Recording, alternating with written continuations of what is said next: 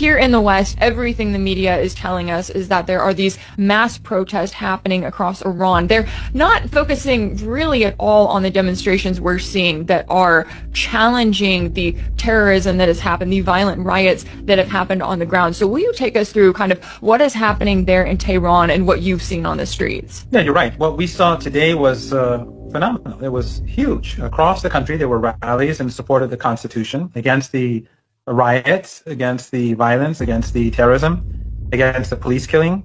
They've killed over 100 police officers or officers of the law in the last 2 days. The numbers are huge, and people, they can go and check Press TV, and they have footage of the rallies and all. And it's not like in Tehran, it's everywhere. In all the cities. The real story was this, Rachel. The United States and its allies, they manipulated the currency 10 days ago and brought down the currency. I don't know, but I think it went down like 30 or 40% in a very short period of time.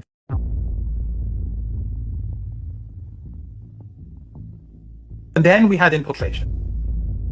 And then suddenly we had these small teams across different cities and within big cities, in different parts of them, suddenly carrying out very violent acts, rioting, killing people, burning down buildings, burning tens of buses, public buses, tens of fire engines.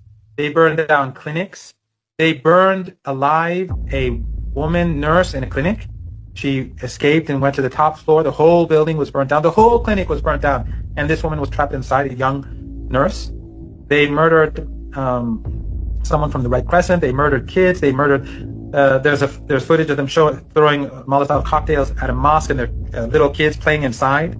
And they shot at the police. They beheaded police officers. They burnt police officers alive. They smashed their faces with stones. These people are like ISIS. And then the West calls them peaceful protesters. Why do they hate Iran? Rachel, it's very easy. It's very simple. They've hated Iran for decades because Iran is independent and because Iran supports Palestine. And Iran is the only country that will support the Palestinians and make sacrifices. It's the only country. No one makes sacrifices for Palestine. No one. No country in the world that's why Iran is sanctioned. That's why Yemen is battered. That's why Hezbollah is bombed.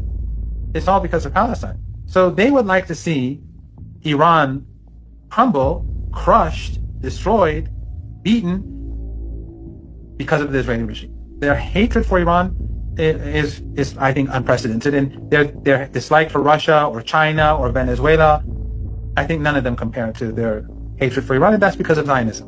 So ultimately, I think that the currency manipulation and these people who are obviously very well trained from beforehand, this was all a part of a project to show Iran as unstable and some brutal, barbaric crackdown taking place.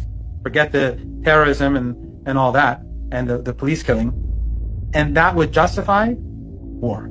That would justify military. The whole objective, starting from the currency manipulation, was to make the case for war. Everyone would lose. The global economy would go down. But these people are Israel firsters. They don't care about the US economy, European economies, or the global economy. They care about the Israeli regime.